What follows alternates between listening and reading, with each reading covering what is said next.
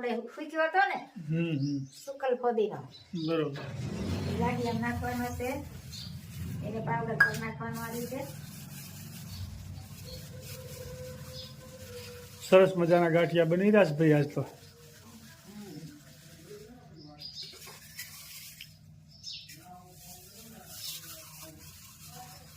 ફોદીના વાળા ગાંઠિયા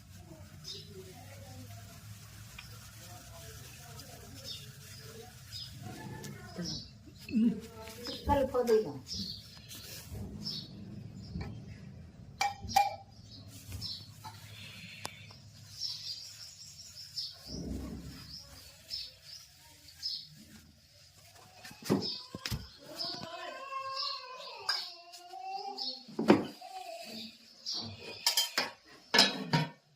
મરીનો પાવડર સરસ મજાના મસાલાદાર ગાંઠિયા મરીનો પાવડર શિયાળામાં મરી હારા અને અજમા પણ હારા ઠંડીના જોરદાર ગાંઠિયાની રેસીપી છે આજ તો ભાઈ બેનો કોમેન્ટ કરજો અને આ નિમક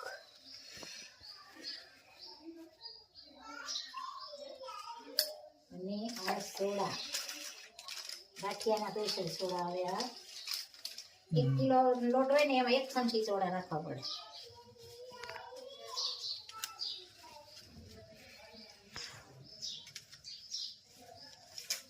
અને આ બધું મિક્સ કરવાનું અને આ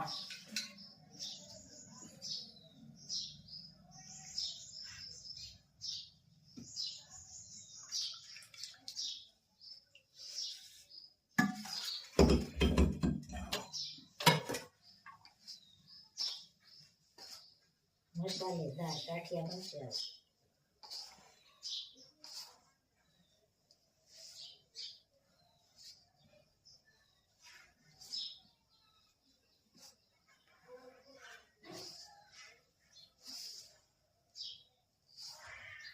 મોણ થોડુંક વધારે હોય ને સોડા થોડાક માપે હોય 1 કિલોમાં 1 ચમચી એટલે મસ્ત ગાંઠિયા થાય અને મોણ દેવાય છે આવત પણ સારી આવે છે તો બધાનો ખૂબ ખૂબ આભાર બધાને જય સ્વામિનારાયણ જય શ્રી કૃષ્ણ જય જિનેન્દ્ર જય સિયારામ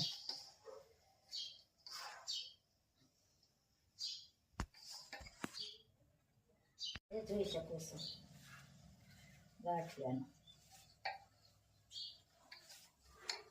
અને થોડોક કડક રાખવાનો પછી થોડો મહાળવાનો થોડું પાણી નાખી બનાવીને ત્યારે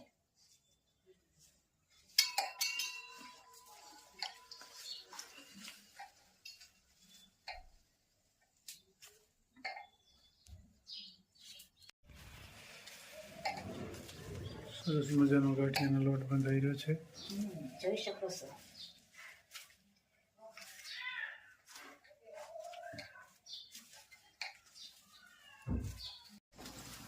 મસ્ત મજાના ગાંઠિયા મળી ગયા છે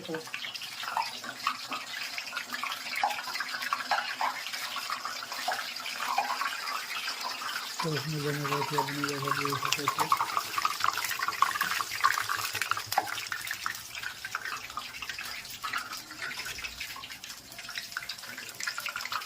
સરસ મજાના ગાંઠિયા ઓછા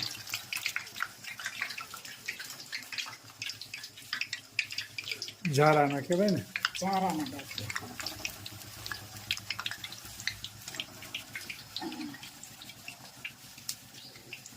ગાંઠિયા પડે ને એને પછી આની લોટ થોડો મહાળવાનો હોય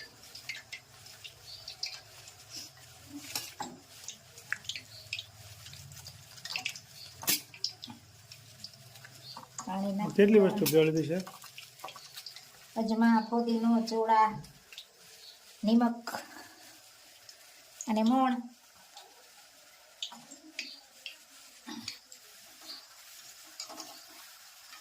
મસ્ત મજાના પોચા અને કડકડિયા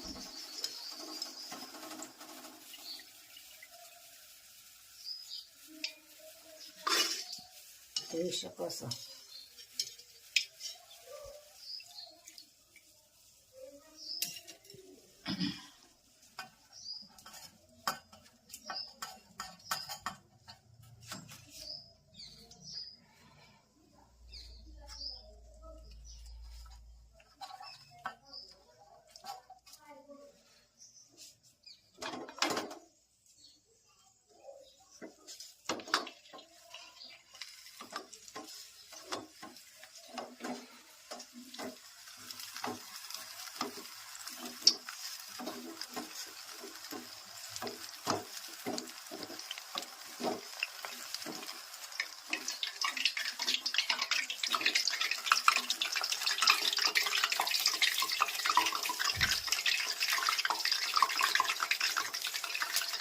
સરસ મજાના ગાંઠિયા તૈયાર થઈ જાય. બાકી કોઈ અર્થ નથી. મને તો અડધી રાતે ઉઠીને પૂછો તો મને ખબર હોય ધ્રુવ આટલું જ આવશે. ભગવાન સુદર્શન છે એટલે 6 વસ્તુ છે. માનંદ તમારા 6 ચક્રો ચાલે છે જીવનમાં. આ 6 ચક્રોને ખોલવા પડે. 6 ચક્રોને ખોલવા માટે એકાંતમાં જવું પડે. એટલે એકાંતે બેસીને હરીને આળખવાનું કે થાય અને 52 બારું કાંઈ ન હોય. એકાંતે બેસીને હરીને આરાધે તો એકાંતે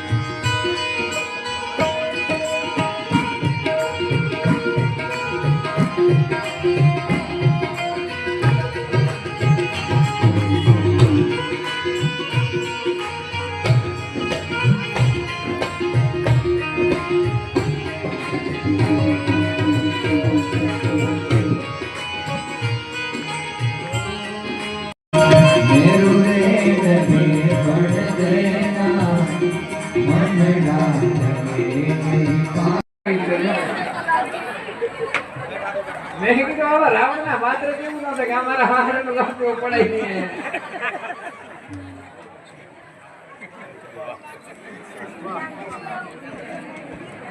વાહ ભાઈ વાહ, સરસ. ખૂબ ખૂબ ધન્યવાદ. બહુ મસ્ત બાળક છે ભાઈ. આટલા આમાં કારણ કે